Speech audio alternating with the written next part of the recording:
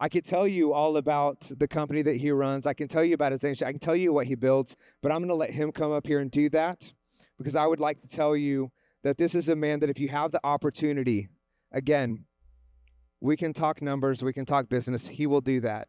I'm telling you, as somebody who is just as much a participant at this as you are, the quality of people and the quality of conversations and the quality of relationships that you build here will be the trajectory of how you move forward over the next year.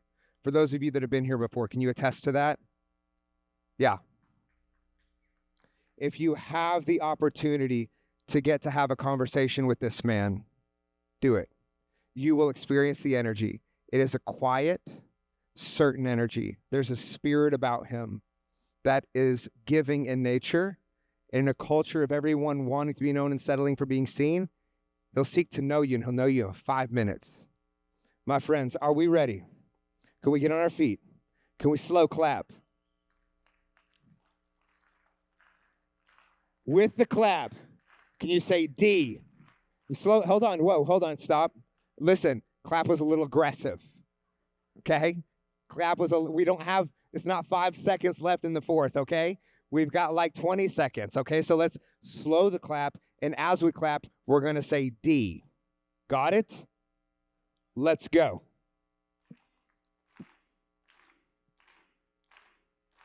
Louder. I need everybody. Not faster, not faster. Like there's a lot of men in this room. We don't need it faster, okay? We just need you to be louder. Let's try it again. Let's go. Ladies and gentlemen, loud as you can with the D, would you welcome to the stage my friend and yours, Mr. D. Dang! Yeah. You're amazing. More You're louder. amazing. That's the thing. Yeah. Bitch better have my money. Bitch better have my money. Event is called Agency Founders. So I figure when Eddie hit me up and went, hey, you got to figure out something to say to these guys because you can't just come up here and talk shit. I go, well, they're going to learn a whole bunch of stuff about sales, a whole bunch of stuff about operations, but it's called Agency Founders.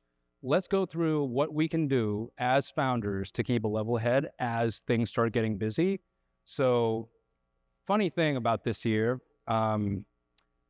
this week, 10 years ago, I got accepted into my startup incubator. That was the week that I became an entrepreneur. So it's kind of wacky that it's happening this week. And this year, I happen to turn 40 years old. So I figure I hand over some old man knowledge, or at least a whole bunch of battle scars, and let's talk about that. So I figure 10 years, 12 principles, we can run through that. Just personal practices, things that you can do, not like go back to your team and we're going to implement next week and we're going to talk about what we learned here, share the notes, you got to watch stuff, get caught up. Things you can do right when we get back into the hotel room, like today. Cool with that? Great. A big part of what we have to do, especially if we're running an agency, running a team, is find leverage because of the fact that we're so time poor. You can't just be a practitioner the whole damn time. It's very hard to scale, grow the team. So based off of that principle, this whole thing is going to be about finding leverage points within personal practices. Yeah? All right. And this is where we start. If you're building a team, if you want to scale it out, you're seeing like Eddie's team grow so big. You want to build a great we, you start by building a great me. So it's all about you. Everything I'm going to be talking about is about you, personal practice. All right? It's not about what your team should do or this asshole really is like behind all the numbers and how should I talk to him. It's you. Okay? So let's start with the first one. 12 of them, they're going to be completely random. They kind of string together, but don't look at them, please, individually. When they come together, that's when it really starts to work out, right? What's your ambility ratio? Who knows what the ambility ratio is? Right, because it's not a fucking word. I made it up. Last year during the podcast that I did together with Eddie and the boys, I just randomly, because it was like 2 a.m. or something, I randomly came up with this metric, which kind of made sense at the time, called headaches per dollar earned. No. Does that metric kind of make sense? Right? The more money you make, you don't want the headaches to go up the same amount. You kind of want to make more money, at least keep the same number of headaches. So what's your ambility ratio? Helps you really wrap your head around that. How does it go? The higher your ambition, the higher your ability, your ambility ratio. See where I'm going with this? Your next ambition should really be just slightly out of reach. Point being, dream big for sure, but it's funny, I was jamming with Los, who unfortunately can't join us for the entire event, but at the dinner, and he goes, I can have really aggressive goals for this year and try to hit a really giant big number and kill myself. And we're going to hit it, killing ourselves. Or I could just keep it comfortable, right? Comfortable enough where it's a bit of a stretch, but next year I can take those learnings and then go at that same pace again without burning out. So ambility ratio is literally it. Anyone that goes to the gym knows how this works. It's called progressive overload. You might want to go be at the Olympics, or you might want to fight in the UFC. For anyone that goes to the gym, you might want to get yoked to shit, but you don't go walk over to the, under the barbell and just load up 400 pounds and be like, let's go. You're not going to be training next week. So now you're injured for 2 weeks, and now you're out, and you have to start all over again. So point being, with the blank screen, with ambility ratio, the reminder here that I'm trying to set to us is the fact that if you have high ambitions in the long term, how can you break it down to what your next ambition is in the short term to slightly out of reach? You can set that for yourself. You can take that same principle for your team as well. You set that weight, you can hit 12 reps, you increase the weight or you increase the reps. Same thing with a company challenge, same thing that you're trying to learn. And then you ratchet it up with each cycle. You will find, and you talk to anyone seasoned as an athlete, you'll find that they arrive so much sooner at their destination, intended one, because they kept pace rather than try to kill themselves. Yeah? Who here has just felt like sometimes you find yourself going, I feel burnt out as shit. It's not a good feeling, right? You're burning yourself out because you're setting that goal really, really high because we think we're superhuman. We're all entrepreneurs and high performers after all. You're not superhuman, right? But you can have superhuman output if you remember that you're not superhuman. That's being the point. So it just goes like this. Steps that you got to take to hit certain goals that then allow you to arrive at certain milestones that then allow you to hit that big dream. It literally just goes like that. So what are the steps I got to take to hit certain goals to be able to get to those milestones to get to that big dream? So with every one of these, I'd love to give you guys a bunch of key questions you can ask yourself. This is the part that you can take back and go to your room and do it either right now or reflect on it, right? With any kind of challenge, any kind of ambition, you just go, what is my current ability? What's my next ambition? Is it a healthy challenge? Is it just slightly out of reach? Am I going too easy on myself? Am I being too optimistic with my schedule? Like really, really? And then the final one, is my big dream actually big enough? Big dream, not the same as next ambition. Big dream's the giant thing. I'm going to stand on the podium at the Olympics and I'm going to be first place and they're going to be playing my national anthem, my hands on my heart, and that's me. But what are the steps I got to take to get there and what's the milestone, right? So that's the first one, ambility ratio. Just do a gut check. What is my ambility ratio? So welcome to the D lexicon of words. At least now I can say ambility and everyone's gonna be like, yeah, I get it. Next one. This is big. I live by this a lot, especially now being 40. You are exactly what you tolerate. For yourself, for your team, for your habits, and by yourself, I don't mean your work self. I mean your home self, I mean your spouse self, I mean your parent self. You as the child to your parents, you are exactly what you tolerate. Audit your life. Health, mental health, emotional health, physical health. What are you tolerating there that you really should never have tolerated in the first place? What are you accepting? Look at your money. What money's coming in, what money's going out? What are you tolerating that doesn't need to be there? relationships with yourself and with others, I'm kind of reading that backwards, right? Is there any self-talk that you are tolerating that if someone else said to you, you'd be like, that motherfucker, but somehow it's okay for you to say that to yourself? That was me for the longest time, right? Somehow you are okay with yourself being your harshest critic, but if you took those words and made me say it, you'd never speak to me ever again. So make sure you don't tolerate that, because it gets you in dark places that you just, it's not fun. Out of your life. And then ask yourself these questions. So that's going to be the pattern, guys, for each of these ones, right? Is this thing, whatever you're auditing, is it serving the life that I want? The life that I want right now, or the life that I want long term? That's a whole other conversation. We'll get to that too. If not, why am I tolerating it? Why am I tolerating this coworker who is just doing this all the time? Why am I tolerating not telling them? Do I have to live with it? Must I really accept it? What am I going to do about it? Because you can do something about it. If you just sit there and complain, who here has that kind of team member that comes to you every other week and be like, Johnny didn't fill in the fucking thing, and expecting you to do something about it, right? It's like, no, wait, why is it my thing now? And why are you just accepting what's going on? What part can you play in this? So again, you can apply this to yourself, or you can have a team member coming to you and you can just apply these questions too. So that's what I'm hoping to be able to arm you with. And then the final one, which is the big kicker, because we all have New Year's resolutions, New Year, New You. The big kicker is when. If I'm going to stop tolerating it and I know what I'm going to do about it, when am I going to do something about it? That's the one that my team is sick of me hearing, sick of hearing me say, but I say it repeatedly all the time. By when? By when? It's not because by when and you get in trouble if you don't hit that when. It's that the when makes it real.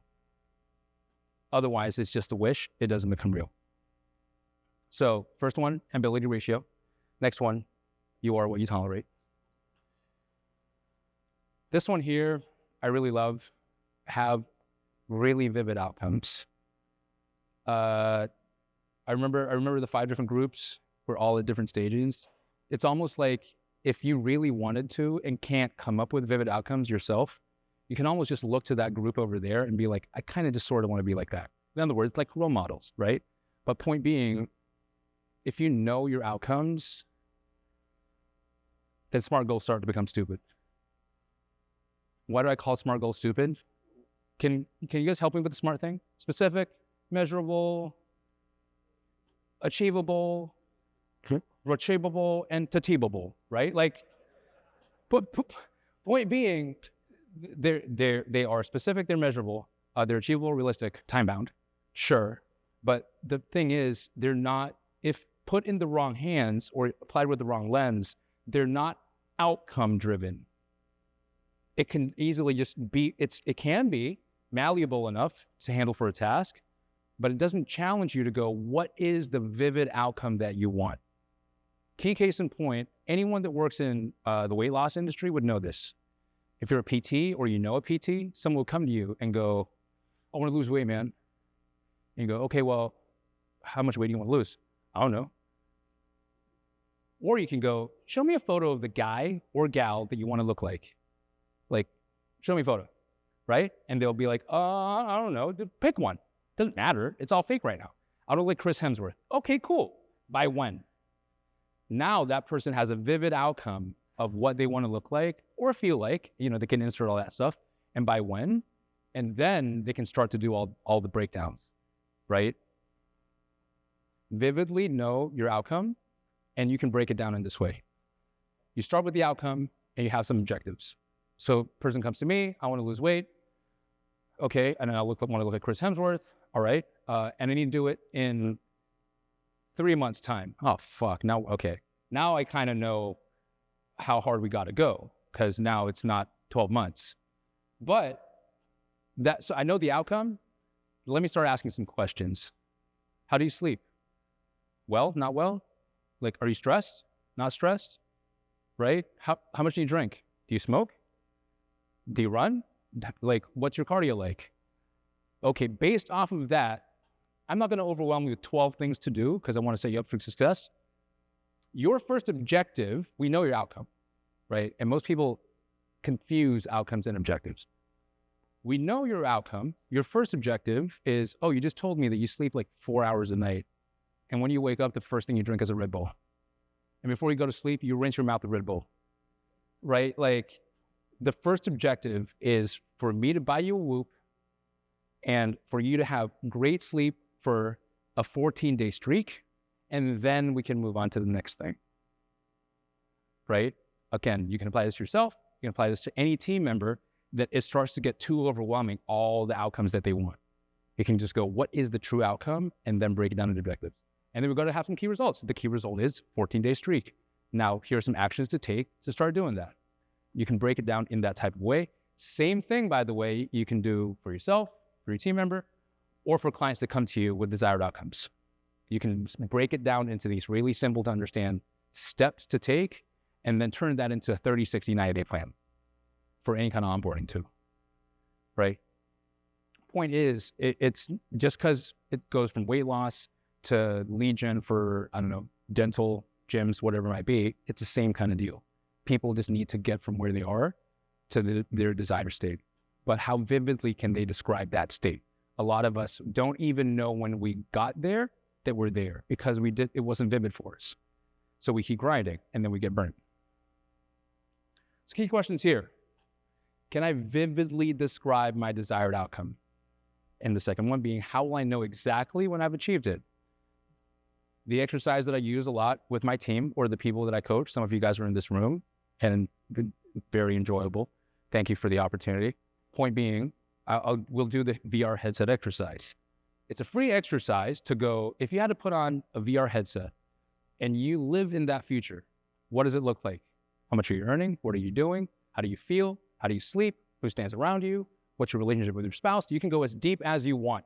It's a free trip into the future. And you get to take it off. If you don't like what you see, you document it anyway. And you take a break, and you can revisit that future again, but now see different things. Point being, the more vividly you can make it, at least you can then stand there and look back to now and go, what's got to change? And by when? Yeah? We good so far? Again, you need a coffee right there. If I need to do a better job, just let me know too. This one, again, another one. As you get busier, as you feel you start onboarding more team members, start having more clients, you feel like you've got more responsibility, your time is going to feel like it fleets away like crazy. A skill to pick up here really is to be completely ruthless about your energy, even though I just said time, because it's not, everyone talks about time management. What's really key is energy management, right? Remember Cole's talk about having to sit down and just review soul-crushing calls that didn't close, right? It might be just one call, 5-minute snippet, but your energy would go foof. So you can start your day like that, or you can find a spot where you leave the precious work there. So be ruthless about your time. What you're seeing right here is my personal calendar. I try as much as possible to have themed days. I'm fortunate enough to be able to do that, right? Because I have a team that I trust. Monday is gotta do day.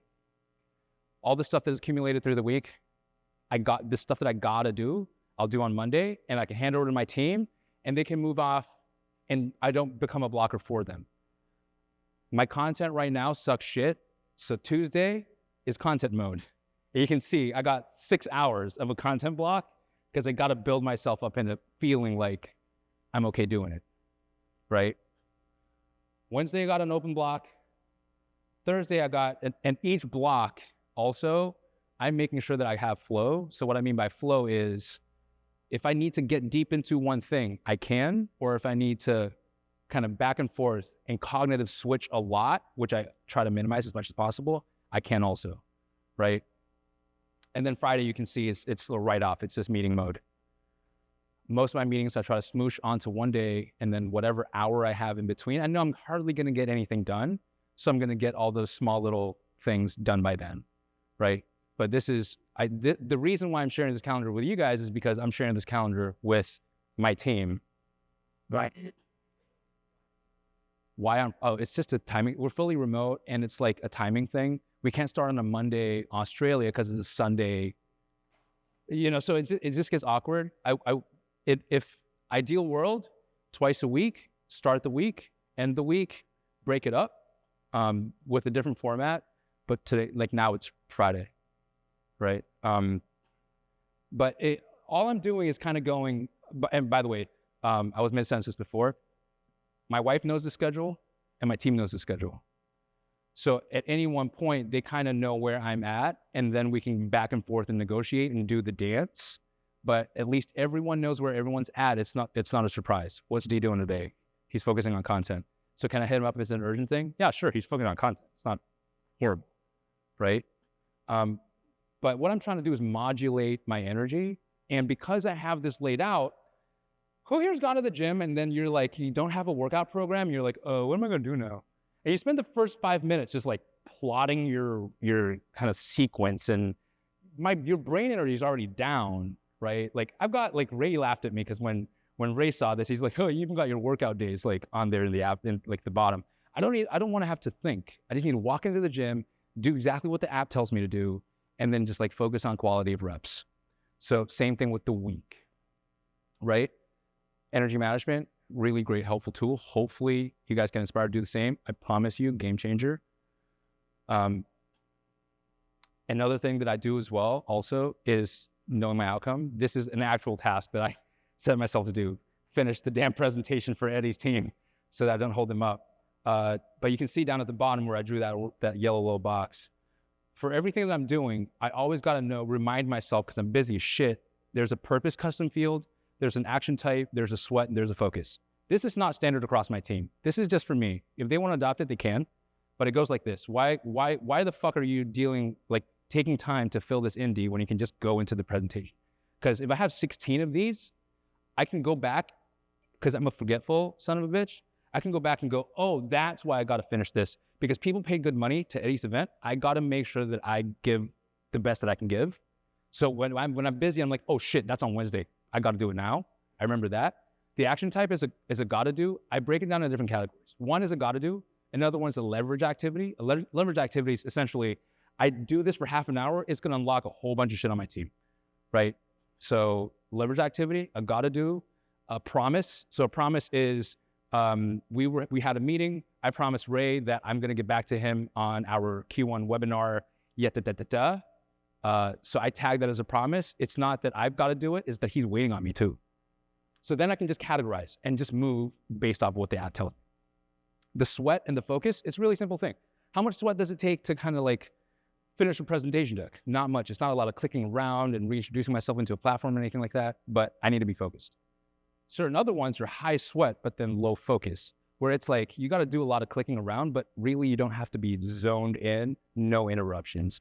So it's a really quick way to categorize. I'm just hopefully giving you guys stuff like that you can use personal practice. Another thing that I do also, anyone here heard of the quantified self movement? It's been around for fucking ever. Oh, Jesus. Okay, cool. Thanks, Killian. Of course you would. If you listen to any Tim Ferriss podcast, he's really big on the quantified self movement. Any kind of habit that you want to build, for me, I use a daily flow in my personal Notion.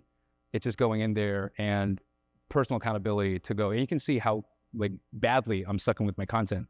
Did I engage with people on Twitter? It was empty. I didn't even fill it in, right? Did I research? Did I ideate? Did I engage? No, but I'm keeping track of that so I can look back and go, when can I start my next streak, right? For any habit you want to build, you can start just doing that and then progressive overload as time goes by.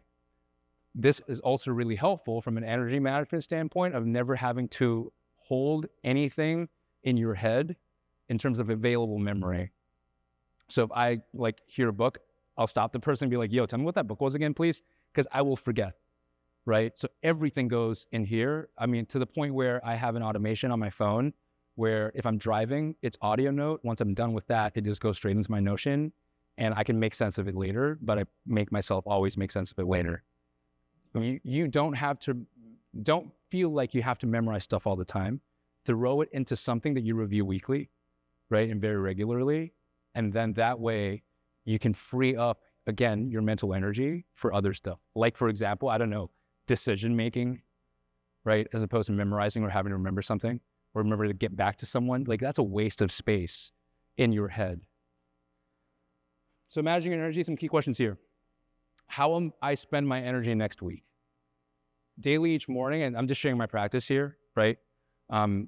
Daily every morning, how will I spend my energy today? So even though I know what the app is telling me, but what the calendar is telling me to do, I then use my daily flow to go, what am I doing with each block, right? And then with each activity that I'm nominating, that's why I give it the sweat points and the focus points to then know how much I can actually achieve, because I love the feeling of actually achieving what I set out to do at the start of it, right?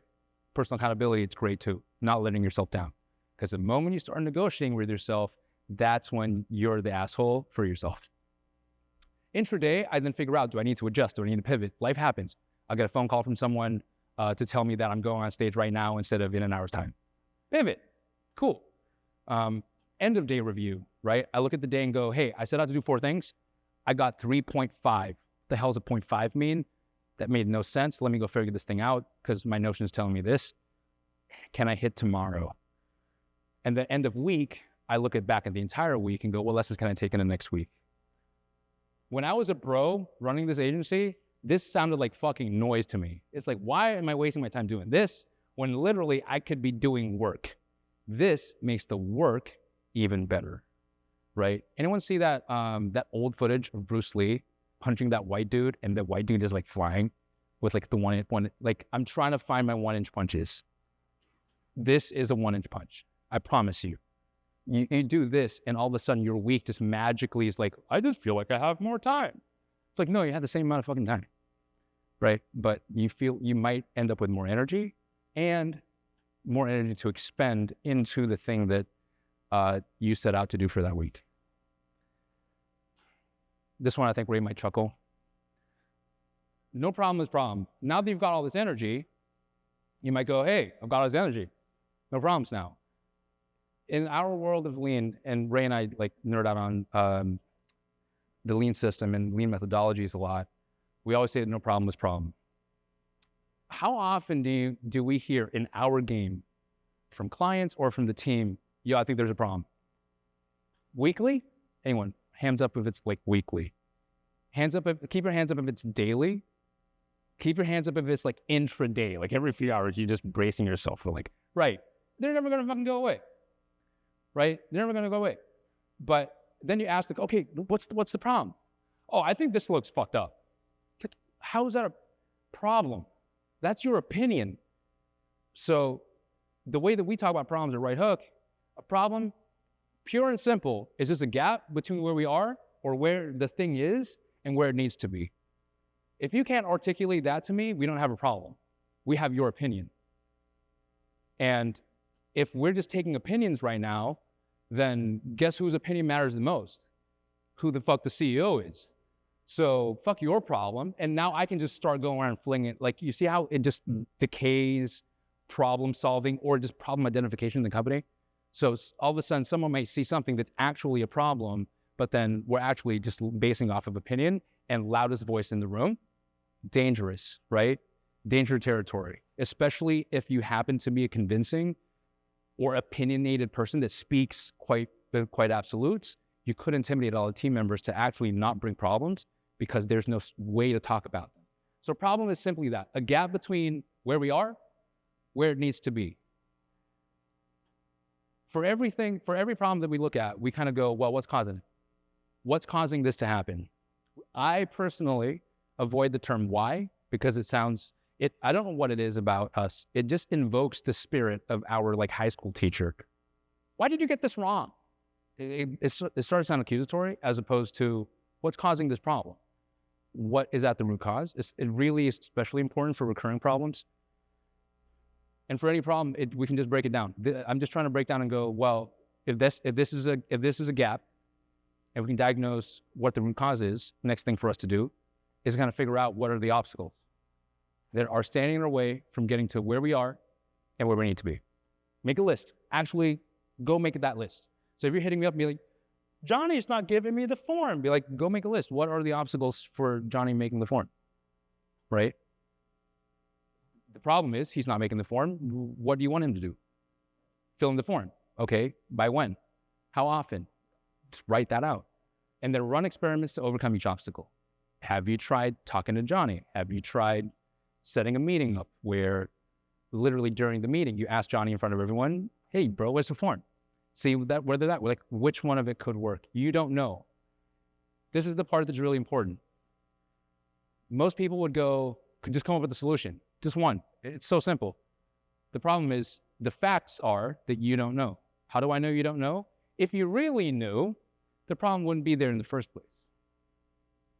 So that's my favorite answer from my managers and my leaders. I don't know, but I'm going to go try a few things. This is my plan of what I'm going to try. And that right there, if you wouldn't have the problem in the first place.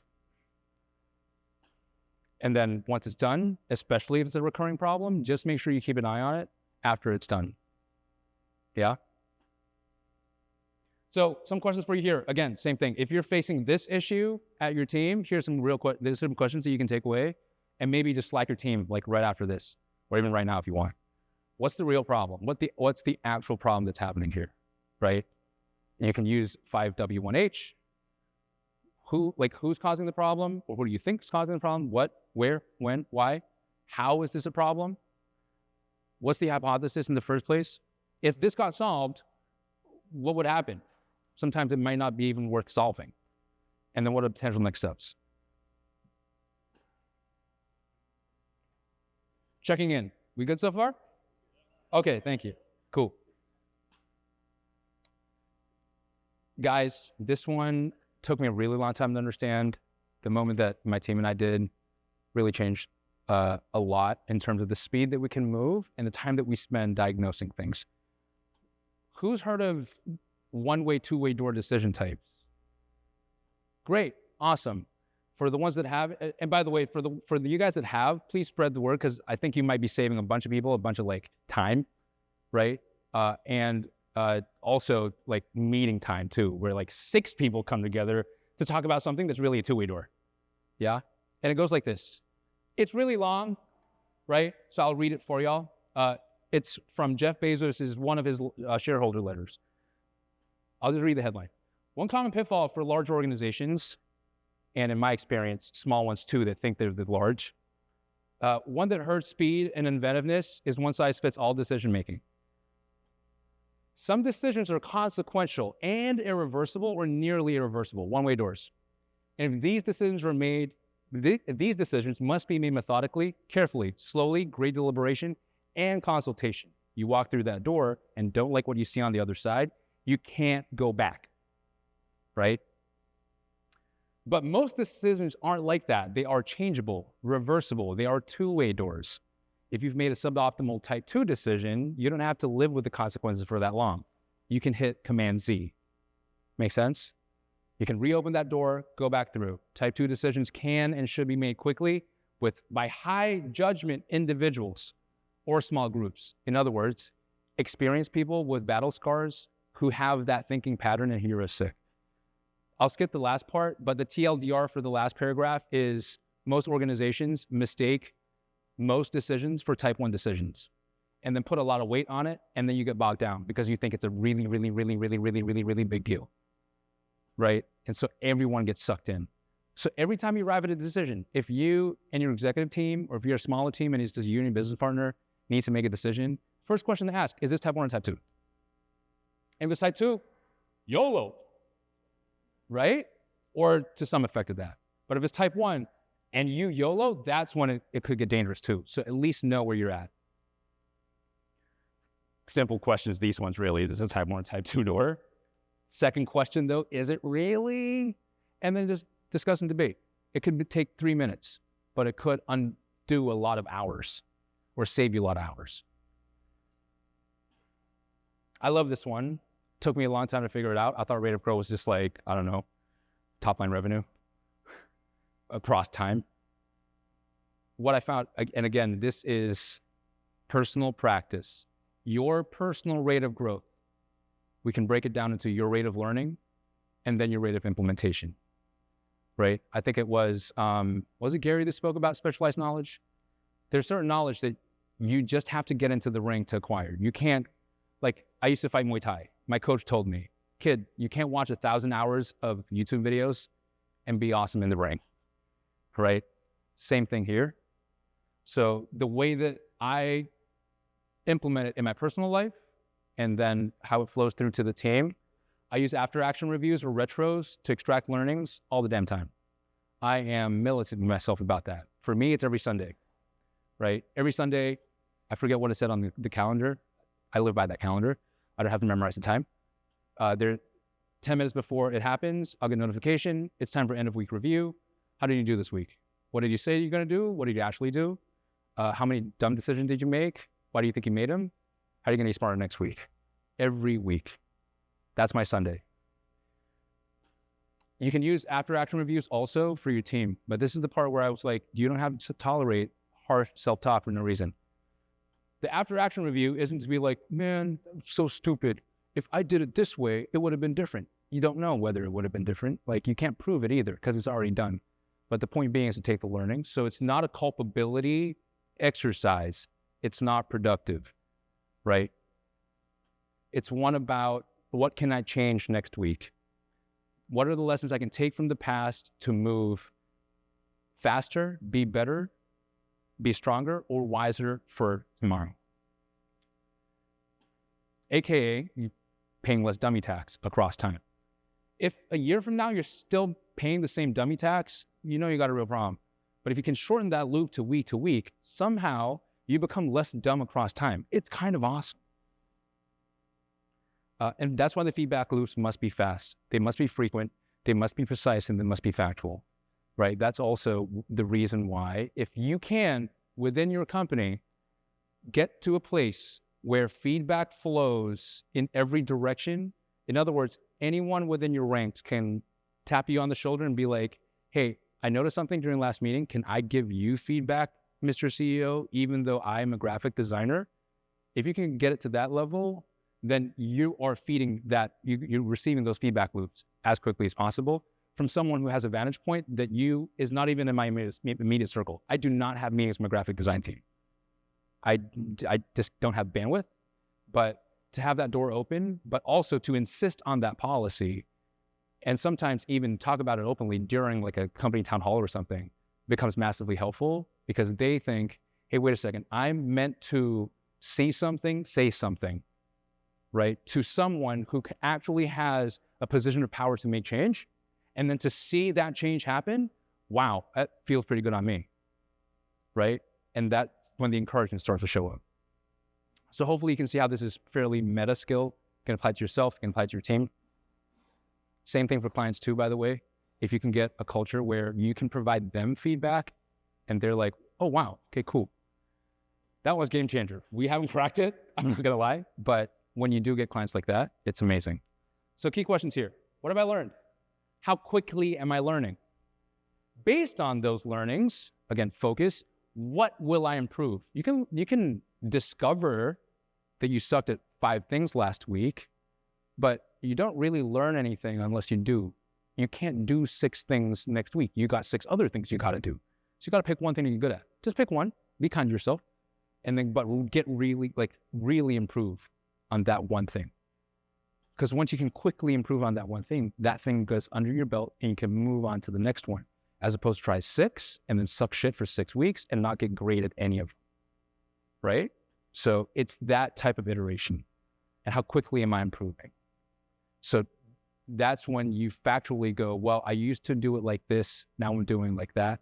I've managed to save myself some time and the team is giving me feedback. Like, you can use qualitative and quantitative feedback loops here to assess yourself, right? Because especially if you're an apex leader in your company, right, there is no one right above you assessing you, right?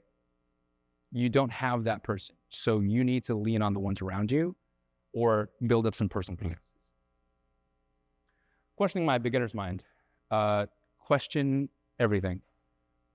I don't care how long you've been in the game. The best at the game are so curious, it's kind of crazy. I was sitting with Ray just before, and we were joking. Mina always has questions. And I was just like, how cool is that? He never stops asking questions. And then after that, Daniel was just asking a bunch of questions with Peter. Like, it's staying curious. Like, it's okay that I don't know. And even if I know, I'm going to ask it anyway, because there are going to be parts that I just don't know. Stay curious, stay humble, stay starting again. The best in the game are so savage at that. It's kind of crazy. Especially in this game where, like, we're in the advice business. Like, come on, right? Most people are like, they want to, be vulnerable. Like, hey, man, my revenue's like here, and I think I'm going to go there, but how do I do it? And you can hear, like, whoever they're talking to will just pounce on it. Bro, you start doing this, man. This is going to be game changing. If you install this system, bro, it's just like, whoa, right? That's the game that we're in. But the person that's asking, if that person then goes ask 6 other people and gets 6 different angles and then goes back to their room and starts to triangulate, that person is going to go so fast. It's something I wish I did when I first started. I thought I had to front and be like, oh, yeah, I know what you're talking about, man. Sure. Mergers and acquisitions. M&A, buy high, sell low, buy low, sell high. Like, I didn't know what the fuck was going on, but somehow that ego thing was there. And so I suffered for it, right? You don't have to, point being. Job of leaders, and this is the follow-up part, if you can have that curiosity, right, your people start to follow too. But also, if your team comes to you with an issue, and you go, bro, you got to do this, and then do that, and do this other thing, and then you got to do this. This is the directive, bro. The thing is, you just did their job for them. Now they just have to be a robot. So the next time something comes up, they're going to do the same thing to you again. So our job isn't to provide all the right answers. We don't have all the right answers, right? If we did, we wouldn't have the problems that we're facing right now anyway, but rather to pose the right question. You notice how most great salespeople jump on calls and all they do is ask questions? Like, can someone tell me why they think that works? Like, that seems to be the industry go-to.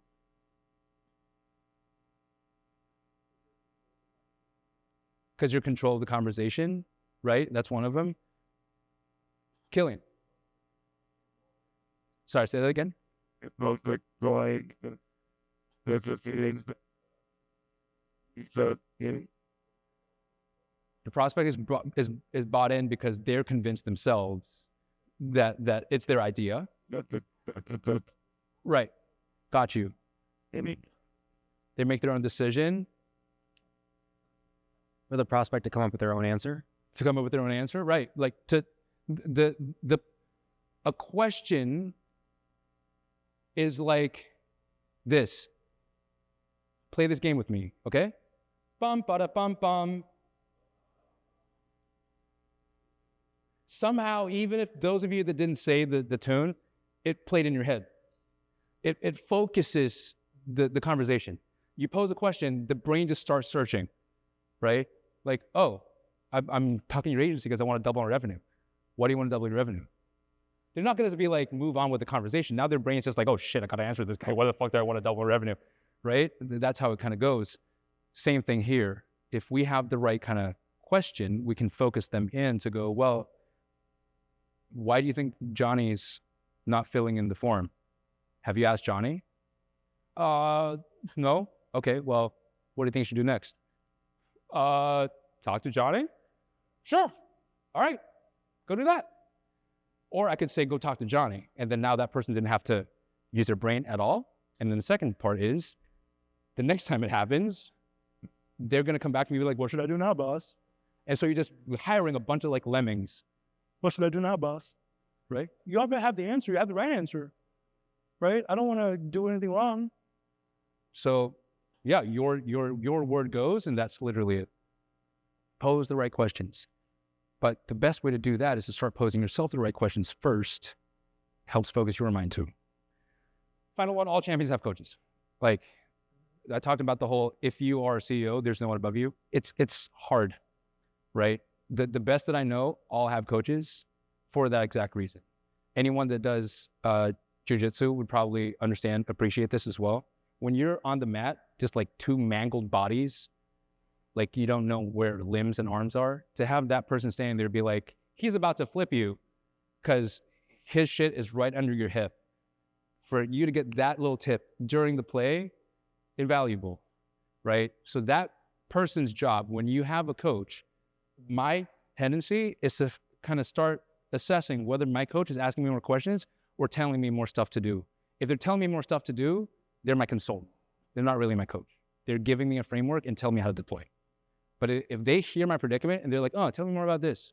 What do you think about that? Have you thought bigger about this? What's coming smaller? Now they're developing my skill. You see the difference? Right? One's giving me the framework and kind of like, here you go, deploy. What do you need from me? Pay my invoice. The other one's like, I'm not letting you off the fucking hook. We're not ending this call until we clear out what the fuck's going on. So using those questions in that way, same thing I deploy with my team. If they come to me with a problem, I'm just question central. Because if they're not clear on it, I can't fucking help them. If you don't know, I can't help you. So questions here. First one is, in this room, in whichever room that you're in, if you want to stay curious, stay humble, soak in all of it, just ask yourself a question. Let me stop talking for a second in this group that I'm in, or in this room, or in this mastermind, or at like a dinner, and go, am I the smartest or dumbest one in this room? It's a spectrum, by the way, dummy. Not binary. You don't have to be the smartest or the dumbest. It's just a bit of a gut check. Am I the loudest voice in this room, right? In my coaching practice with the people that I coach, I talk about this all the time, especially their CEOs. The problem with being who's heard of hippo syndrome? Highest paid person's opinion, right? If you fall into hippo syndrome, then it becomes the D show. That's a kind of dangerous place to be. But also, I'm paying high salaries to managers and leaders that really, I need their opinions. So if I'm just railing off and falling into hippo syndrome, I'm actually undervaluing my assets. So I think about it that way, right? At any one point, I'm always, what are my knowns and what are my unknowns? And what are my unknown unknowns? Key one there. And who can cover my blind spots? What does Ray see that I don't see? What does my head of paid social see that I don't see? When I'm in a meeting and I'm just like getting passionate about something and and I'm starting to see blank faces on the Google Meet or on the Zoom, right? The first thing I do after I end that call is either ping Ray or ping Luke and be like, bro, how do you think that went? Because I don't know that fucking landed. I was so in the moment, right? Because the point, it wasn't for me to say what I needed to say. This ain't therapy. The point is for them to have heard what they needed to hear to go on and take the action that they need to take, right? So who can cover my blind spots? And the final one, I reverse this all the time, hold my beer, I'm going to check in my coach. At Right Hook, even though I'm Apex leader and I'm CEO, I've got projects where Ray's my coach. I've got projects where Luke is my coach and vice versa. Why is this helpful? This is helpful for two reasons. Number one, star players always need coaches because the coaches are there to amplify my performance. And number two, it gives Ray another at-bat at playing coach for someone else, right? So very helpful in all that way. And the ultimate aim, that OKR, that project gets done to spec on time, and Ray's holding me accountable. And he's asking me the hard questions. So I have to email and dog food too, because I'll get frustrated when Ray's like, what, have you thought bigger? Have you thought smaller? Are we going too fast? Are we going too slow? I'd be like, I gotta show my work, right? This one here, how's your balance sheet? Everything within your company, everything within your life, your habits, all that, you can really just break down into your life balance sheet. Is this thing being an asset or liability? Is it a gain or a drain? This meeting that I committed to, this coffee that I promised this one VC that wants to feel us out, is it going to be a gain or a drain? Sometimes you don't know, but it's a really great categorization tool to go, am I committing to a gain or a drain? Because one, you are what you tolerate, right? And also two, everything that you say yes to, you are saying no to 4 other or 5 other things. Because time, limited, energy, limited. And when you become a leader and you've got like 6 people with Johnnies that didn't fill in forms, every one call that you're entertaining, there are the 12 other problems that they're not coming to you. So being militant about assessing that becomes important. So assess your habits, the commitments that you're making at work or at home, right? Your people, your culture, and go against those things and ask these questions. Currently, not potentially, not previously. Currently, is this person, habit, commitment, system, CRM, is it an asset or a liability? This way of us doing meetings, is it a gain or a drain? And then you can go back to the why are we tolerating this conversation if it's a drain, right? You can also ask yourself this question, or you can ENPS without ENPSing and actually ask for feedback from your leadership team or from your team in general, right? Am I currently being an asset or liability? Am I currently being a gain or a drain in this context? To my wife, to my stepkid, to Ray, I need to know that.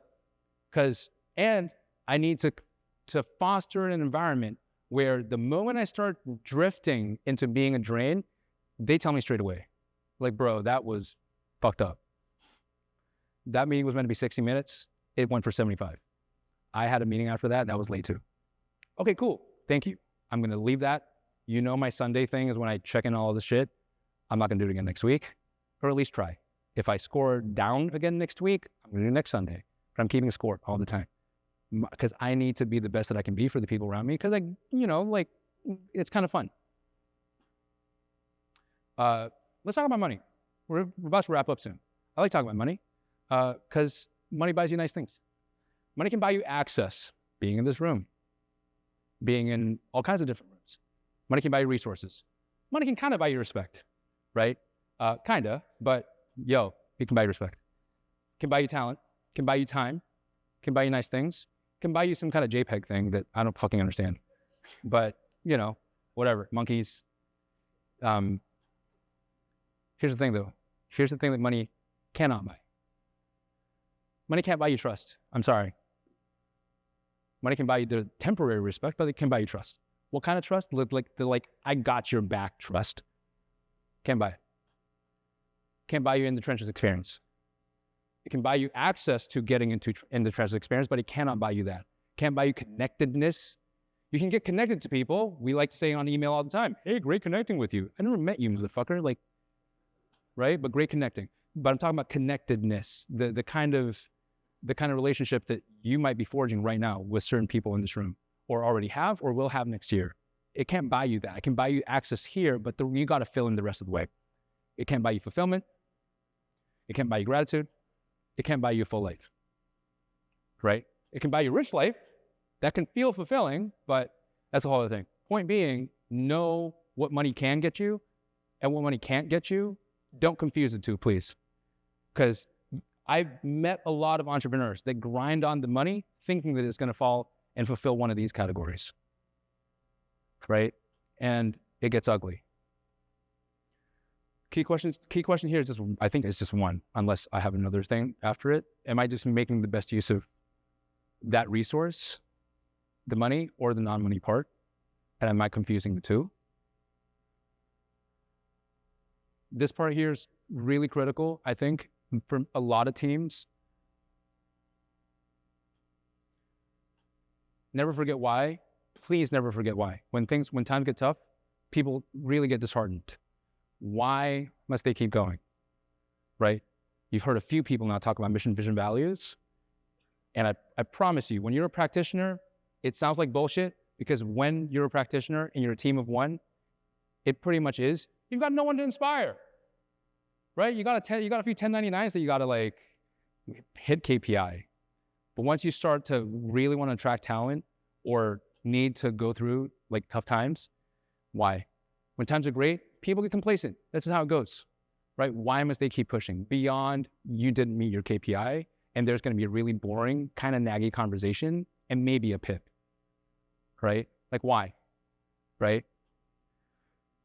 My personal one, if for the public eye to put on my Twitter or whatever, is every day is an opportunity to take a step toward greatness. I genuinely believe that. And if I go to sleep and I didn't take a step and I just ticked off a few things in my ClickUp, I feel like a fucking asshole. I really do. Because it was a wasted day. And I don't know how many I have left. And I don't know if it's tomorrow or 20 years from now if I'm lucky. Right? and then black screen, black screen, black screen, and then black screen, black screen, black screen. And then clicker, clicker, clicker, clicker, clicker.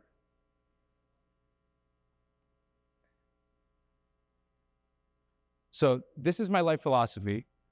When I need a why, I go here. This is on my Twitter. Here's the secret, though. The secret. And by the way, go watch The Last Dance if you haven't already, Michael Jordan. The why doesn't have to be logical. It does not have to be logical. It just has to be really, really real for you, or really, really real for your team. If it's for you, like especially if it's for you, it doesn't have to be logical at all. If it's for the team, you kind of gotta like dress it up a little bit. Can I share my deepest, darkest why? It's right here. I received that letter 2014. Yeah, 17 March 2014, the day after my birthday, St. Patty's Day. My wife calls me. I'm at my startup incubator, the one that I got into, right, 10 years ago this week. This is 2 months later. She calls me, she's crying, and she goes, I just got a letter because Finn's dad wants full custody, and I don't know what we're gonna do. And I go, honey, I don't have money to pay for a lawyer. I don't know what to tell you now, right? The worst feeling I've ever had at that age, ever. Someone I love, and I do not have the resources to help, and her kid could be ripped out of her hands. And he's of the adversarial nature too, right? The baby daddy. So that right there, that was my kind of like Batman, my parents got shot in the alleyway, kind of like origin story. So you can read my Twitter why, but the reason why I can take this photo is because I have this letter behind my desk all the time. Because I could also forget. Times could get good, and I'd be like, I'm not gonna push this hard. Well, it's not logical. I've got the money now. If this ever has to happen, we're good. But it gives me enough of a thing to just keep going. What's your thing? Do you have a thing? And if you don't, maybe it might be helpful to have one. Do you know your business partner's thing? Might be helpful to have that, right? So just want to share that. It doesn't have to be logical. It just has to be real for you. So never forget why. Why am I doing this? Why should I keep doing this? Same thing can be applied to an organization. Final one, I promise. I'm going to speed through this one, right? How's life? Part of the balance sheet too. At the end of the day, we can have all these principles. Why? Because we have to remember, as much as we're high performers, we're entrepreneurs, we're high achievers and all that, we're doing this for a reason, right? To take care of the people we love. Sometimes we fool ourselves into thinking that pulling the long hours at work is doing it for the people we love, the same people that have to remind us that they want more of us at home. Now you're stuck in a really funky place. So don't lose sight of what money can buy, what money cannot buy. Give them your time, be present. Money cannot buy connectedness. Do not forget that, please. So key questions here. Am I serving the people I care about to the greatest of my ability? Am I being present and bringing my whole self? And finally, I want to promise you, take care of yourself. Self-talk, your health, mental, physical, emotional. Spend some time with yourself, for yourself. You deserve it. Also because you have important jobs in life, and some of you guys are bringing home the bacon for the family. Take care of yourself, right? Strong body, strong mind. Be kind to yourself. Don't tolerate what doesn't serve you in life. Be vulnerable. Ask for the help. It will show up, right? Let people in. I'm going to leave you guys with this, and then I'm done. We all have two lives. The second one starts when we realize we only have one. I hope these principles help. I hope you use at least one of them or one question for yourself today. That was my promise to you, that you can use it today. I'm sure you can get all the slides, but hopefully you wrote one of them down that you can use today. I promise you, just one of them can make a big change. Thank you so much for your time. I appreciate you.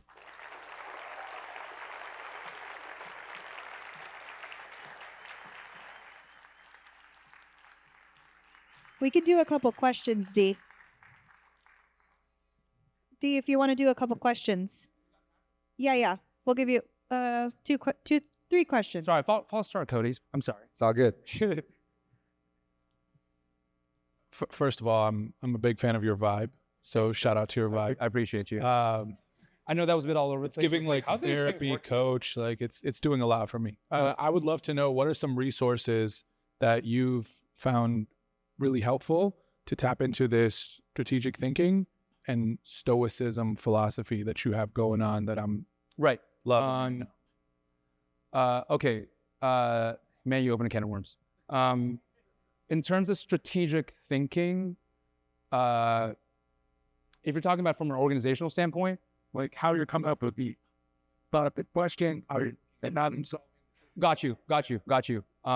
Great one as a primer, $1 trillion coach, Bill Campbell. He's like titan of coaching, the late Bill Campbell, coach for at Google, the CEOs like Eric Schmidt, and I forget the other guy's name, the other guy. That's a decent one. And quite honestly, a lot of it's just sitting with it and just being your own Bruce Lee. What I mean by that is exposing yourself to a lot of material, adopting what's useful, discarding what's not, and adapting your own style, right? So the way my brain is organized might be different to yours, and also situational as well. But $1 trillion coach is a really, really great one. I think Hard Thing About Hard Things, Ben Horowitz, is also a really great one as well. The Hard Thing About Hard Things, right, is a really kind of good starting point. And some of these books recommend other books, so that kind of spiders you out a little bit. Thank you. Hey, D. Konnichiwa. Thank you so much. And I'm not Japanese too, so like. This is the stage samurai right here, man. When did you bring your partner, wife, into the conversations around financial goals of the company? And is it an ongoing, here's where we're at, here's where we're pacing conversation? Yeah. 2020, COVID. I remember that vividly because that was the year Scott and I, because remember when it first set in and we didn't know what the fuck was going to happen and we got on that podcast? Before it scaled? Yeah, before it went and Scott and I were talking about like how much of our own salary to sacrifice because we didn't know if the company was going to survive or not at all. And so that was when I had that conversation with Nat to go, I don't know what the fuck's going to happen, but this is where the company's tracking and all that. Now it happens. We do like just a monthly touch base, right? And so even if I'm like worried, oh my God, lead flow is not as high, sales conversion not as good, all that stuff, I'm there with Nat. Previously, it used to cause her a lot of anxiety, right? But now we can have enough of a calm conversation. Go, this is where it's at. This is what I'm hoping to do. Yeah. Thank you. We got one there. Can we do two? Can we do two? Like two? Can we do? Yeah. Okay, cool. I got you. Wow. This was great. So one of the problems that myself and I'm sure many others here have being high achieving individuals is that we hold ourselves to a high standard. Yes. And therefore we axiomatically hold everyone around us to a high standard. Yes. And that can be difficult and strenuous at times for relationships because then it comes from a place of judgment and like, how do I balance like this Zen inclusive, like caring for other people without trying to impose an external standard on themselves and love them in such a way where they raise it themselves. Right. Number one, great question. Thank you for asking it. I know exactly what you're talking about. I had and have, I'm working on it, a habit of, and it was more chronic back then, of coming across wanting people to achieve what I saw as their potential, which is quite honestly quite self-centered. Because who the fuck am I to determine what their potential is, first and foremost, right? But then point being, I would then talk to them, and I got feedback from Luke, our paid social, that I came across like I was belittling them. So I feel you, right? Maybe you're not doing it to the extent that I did, but I feel you, right? First thing is, one, and I don't mean this to be facetious, maybe think about getting some therapy on that, because the way that we're so harsh on ourselves and the way that like it goes on other people, those are two separate issues that we're conflating into one. Our standards are our standards for ourselves, right? Somehow, but they're team members and we care about them, so we want them to raise it. But I cannot want something more badly than you want it. That disconnect will always cause frustration. Does that make sense? Right? Because if the prime example, let's bring it home, layperson, if I have, and I don't, but if I have a heroin addict brother, right? And my whole family wants him to be non-addicted to drugs and integrate into the family, but what he wants is just to continue that lifestyle. That gap of what we want and what he wants, that right there is conflict, frustration, disappointment, all that, because the wants are not the same. So number one, have high standards for yourself, but don't mistake high standards for perfectionism, first and foremost. But secondly, maybe start the conversation with, hey, person A, person B, person C, can we have a conversation here to know, for you to go, where do you think you could be? Let's start there. In your mind, I need to know where you think you stand, right? Understand their why, or understand where they think their capability cap is, because it might reveal that they're actually underselling themselves or overestimating themselves, but you get to calibrate and then go, what do you think we can do to get you there? And now it's co-ownership, not you wanting it so badly for them, but you're living in your own head. They don't even know what the fuck you're thinking. You know what I'm saying? And like all of a sudden it's a pip or some type of like improvement plan, or like, so entering into the conversation so that it's co-owned rather than from top down. Thanks, bro. And we can chop it up later if you want to go deeper. Hey. Man, just as usual, amazing speech. Thank you. Thank you. So just, I love the organization of the ClickUp and how you kind of organize your priorities. But how do you deal with like the mental, how do I put this? Like holding yourself back and keep yourself composed on like not prioritizing something that, you get, like, let's say you're distracted by something, you kind of make it seem like it's more important than it is, and trying to, move it down the list of letting it kind of sit there. Right, for sure. That categorization system, all it is just a game for me to get better at identifying, because some projects or some work, we've never done that nature of work before, so it's a bit of a wild card. I can just do best guess. I could be wrong, but the point being, it's just a forcing function for me to do the categorization game, and then at the end of a cycle, kind of go like, hey, did I get it right or not? Does that make sense? Yeah, but how do you like train yourself? Like, it's like the mental aspect, like tools aside, like how do you kind of like get yourself to like not focus on it? I guess like working on it over time, is it just like kind of forcing it to happen and then turning it into a habit, or? Right. It was the progressive overload thing. First it was, hey, let me just, like, for everything that I got to do next week, let me just play this little funky game. The sweat thing, the focus thing, the to-do, leverage, promise, or I think I have a content category as well. This made content, that. And then let me see how much, like how optimistic my brain at that time was, or how pessimistic my brain at that time was. And then modulate. So each week I'm getting better and better at it.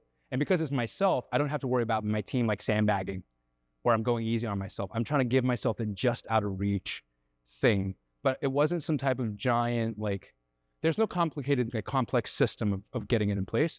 It was a lot of trial and error, but following just those simple rules. If there's a task, fill it in, put in the purpose. I don't care if it's annoying or irritating because you want to get started, just fill it in. So my first habit was just filling it in. And that was literally it. Getting it right or wrong was my next thing, because I needed to get that under my belt first. Gotcha. Appreciate it. Thank you. We can chop it up, bro. I think that's all the time we have. I appreciate everyone so much.